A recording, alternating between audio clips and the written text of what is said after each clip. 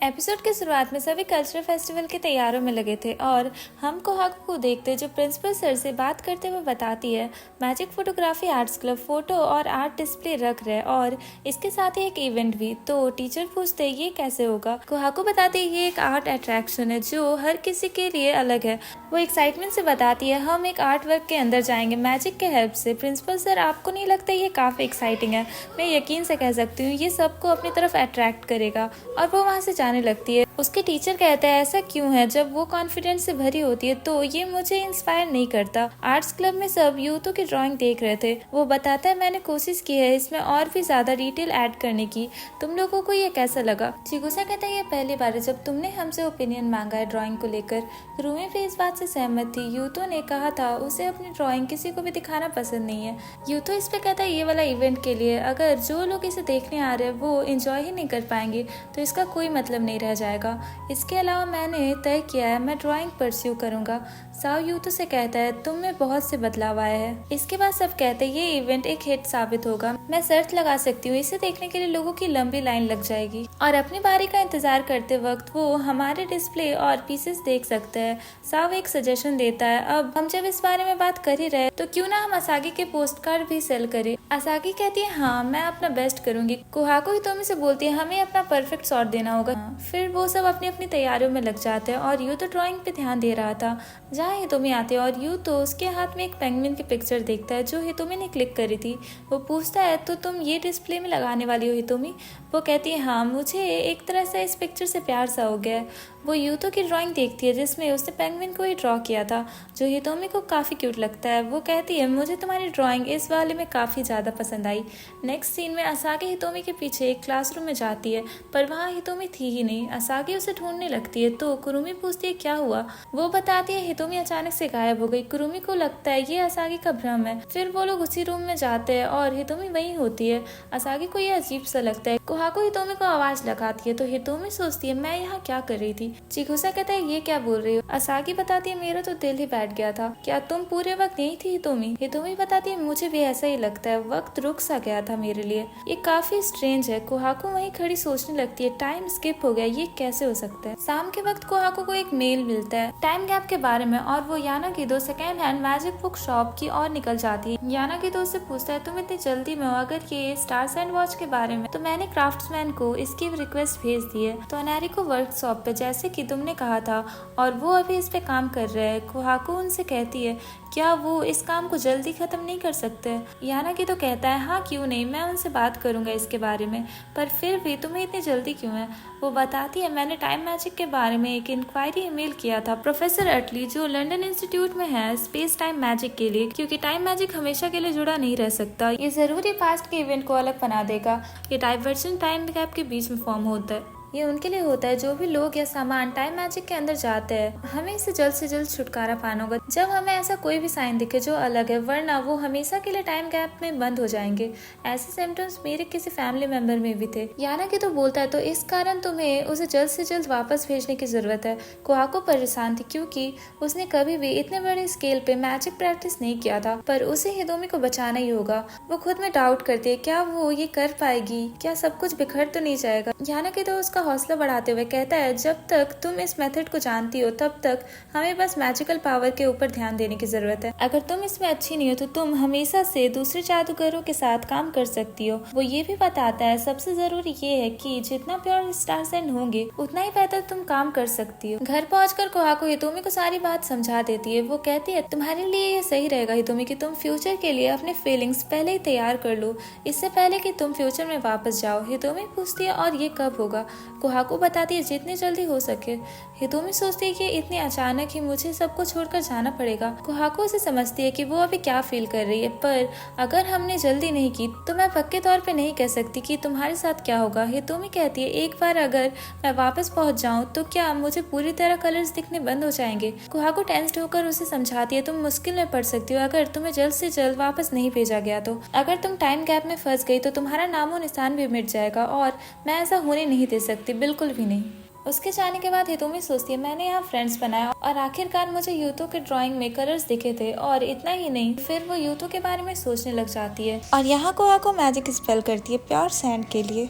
यानागितो को कुछ star sand मिल जाते हैं। कोहाको बताती है जिसमें जितनी ज्यादा रोशनी होगी वो उतना ही बेहतर होगा, और इतना ही हमारे लिए काफी नहीं है। नेक्स्ट मॉर्निंग बारिश हो रही थी। कुरुमी कहती है जरूर तूफान आने वाला है। साओ सबको घर जल्दी चलने बोलता है और स्कूल में अनाउंसमेंट भी हो जाता है। क्लब एक्टिविटीज और कल्चरल फेस्टिवल की तैयारियों को बंद करके आप जल्द से जल्द अपने अपने घर पहुंच जाए, और सब ऐसा ही करते हैं। घर जाते वक्त हितोमी यूतो से कहती है ये सारे अम्ब्रेला मुझे उस बारिश वाले दिन की याद दिला रही है। मैं उस दिन को कभी नहीं भूल सकती जब भी बारिश होती है। और तभी यूतो के आंखों के सामने से हितोमी गायब हो जाती है। यूतो कुछ समझ नहीं पाता और ये बात सबको बताता है कि हितोमी गायब हो गई है। सब सोचते हैं ऐसा कैसे हो सकता है। यूतो कहता है यही एक रास्ता है इसे तुम लोगों को बताने का, ये एक पल में ही हुआ। असागी कहती है यही मैंने भी महसूस किया था, पर वो वही थी है ना। यूतो हर जगह हितोमी को ढूंढ चुका था पर उसे वो कहीं भी नहीं मिलती।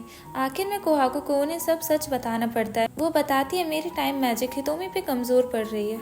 अगर हमने उसे जल्द से जल्द नहीं ढूंढा तो वो टाइम मैजिक में फंस के रह जाएगी और फिर उसके लिए वापस जाना बहुत ही मुश्किल होगा। सब हितोमी की तलाश में लग जाते हैं। वो पूरा स्कूल चेक करते पर उन्हें हितोमी कहीं भी नहीं मिलती। साओ सबसे कहता है क्या हमें पुलिस को ये बता देना चाहिए, पर तभी यूतो सबको बताता है कल जब हितोमी गायब हुई थी तो वो दोबारा सेम ही जगह पर मिली थी। ऐसा हो सकता है कि जहाँ से वो पहले गायब हुई थी वो दोबारा वहीं पे हो। जब सभी उस जगह जाते हैं तो वहाँ उन्हें हितोमी बेहोशी की हालत में मिलती है। कोहाको जब हितोमी को चेक करती है तो वो बताती है हितोमी पूरी तरह से ठीक है, बस वो नींद में है। तब जाके सब चैन की सांस लेते हैं। उन लोगों को घर आए हुए काफी वक्त हो गया था और हितोमी को अभी भी होश नहीं आया था।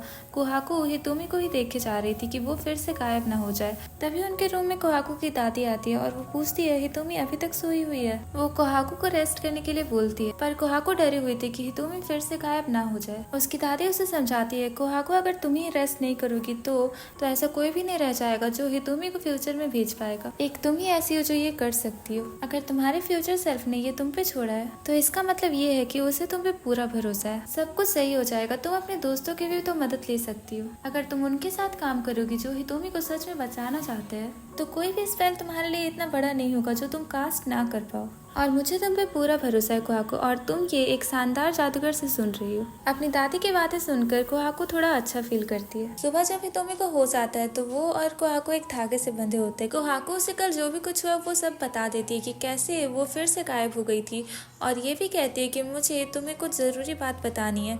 सीन शिफ्ट होता है स्कूल पे जहाँ सब हितोमी के बारे में कोहाको से पूछ रहे थे कि अब वो कैसी है। वो उन्हें बताती है वो अब ठीक है। वो आज सुबह पहले की तरह ही उठी जैसे कल कुछ हुआ ही ना हो। जब वो इतना कुछ फेस कर रही है तो मैंने उसे घर पे ही रुकने के लिए कहा। असागी सोच रही थी कि ऐसा भी तो हो सकता है कि हितोमी फिर से गायब हो जाए जागने के बाद। कोहाको भी इस बात से डरी हुई थी। वो सबको प्रे करने बोलती है कि हितोमी तब तक गायब ना हो जब तक वो घर वापस ना चली जाए। वो कभी भी गायब हो सकती है और इसे लेके मैं कुछ भी नहीं कर पा रही। वो सभी फ्रेंड से माफी मांगती है उन्हें परेशानी में डालने के लिए। साओ कहता है ऐसा मत कहो, हमें खुशी है कि वो अब ठीक है। कोहाको बोलती है मैंने कल अपनी दादी से इस बारे में बात किया था। हितोमी के वापस लौटने का वक्त आ गया है। अगर ऐसा ही चलता रहा तो हालात बिगड़ सकते हैं। मैंने इस बारे में एक पर्सन से भी बात की है पर हितोमी की फीलिंग्स सुलझी हुई नहीं है। चिगुसा जानना चाहता था कोहाको हितोमी को वापस कैसे भेजने वाली है। कोहाको कहती है टाइम मैजिक, मुझे नहीं पता ये पॉसिबल है या नहीं जब तक मैं इसे ट्राई न करूं। चिगुसा पूछता है क्या ये सेफ होगा। कुरुमी उसे चुप होने के लिए बोलती है। कोहाको भी चिगुसा की बात को समझती है। वो खुद ही इस बात को लेकर परेशान है कि क्या मैं इसे कर पाऊंगी या नहीं। पर एक बात तो पक्की है कि वो हितोमी को टाइम गैप में खोना नहीं चाहती और इसके अलावा उसके पास कोई और रास्ता भी नहीं है। साओ कहता है ऐसा कोई काम है जिसमें हम तुम्हारी मदद कर पाए, ये हितोमी के लिए, और हम उसकी मदद जरूर करेंगे। कोहाको ने बताती है अगर तुम लोग हेल्प करना ही चाहते हो तो ऐसी एक चीज है, मुझे स्टार सैंड की जरूरत है जो चांद की रोशनी में 60 साल नहाया गया हो। क्या तुम सभी उन्हें इकट्ठा करने में मेरी मदद करोगे। वो इसके लिए तैयार है। मैंने सुना है जिस रात नया चांद निकलता है वो बेस्ट टाइम होता है स्टार सैंड कलेक्ट करने का। हमें ये नेक्स्ट न्यू मून में ही कलेक्ट करना होगा और वो 2 दिन बाद फेस्टिवल वाली रात है। क्लासरूम में यूतो कोहाको से जानना चाहता था कि क्या हितोमी इस कल्चरल फेस्टिवल में आने वाली है। कोहाको बताती है लगता तो है हाँ, वो पहले से बेहतर है और एनर्जेटिक भी। उसने खुद ही कहा है कि वो आएगी। असागी इस बात को लेकर दुखी थी कि वो लोग हितोमी के साथ बस 2 ही दिन रह सकते हैं। चिगुसा कहता है तुम्हें ज्यादा परेशान होने की जरूरत नहीं है, ये कोई बुरी चीज थोड़ी ना है जिसे लेके तुम इतनी वरीड हो। हम हमेशा से मैजिक का इस्तेमाल कर सकते हैं हितोमी से दोबारा मिलने के लिए, है ना। कोहाको बताती है अगर ऐसा हुआ भी तो आखिर में उसे वापस जाना ही होगा अपने वक्त में।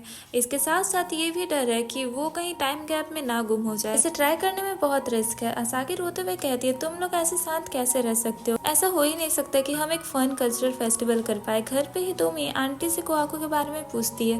वो बताती है कोहाको अभी जस्ट गई है सबके साथ स्टार सैंड कलेक्ट करने के लिए। आंटी हितोमी को राइस बॉल खाने बोलती है पर हितोमी को भूख नहीं थी तो आंटी कहती है तुम गलत हो, तुम कोहाको के साथ मैजिक यूज करने वाली हो। कल्चरल फेस्टिवल में मैजिक खुशियाँ लाता है। अगर जो इंसान इसे कास्ट कर रहा है वो खुश ही नहीं है तब तो वो मैजिक कर ही नहीं पाएंगे। जब मुश्किल वक्त हो तो तुम्हें खूब सारा खाना खाना चाहिए। अंकल भी कहते हैं जब तुम खाना खा लोगी तो मैं तुम्हें कोहाको के पास ले चलूंगा।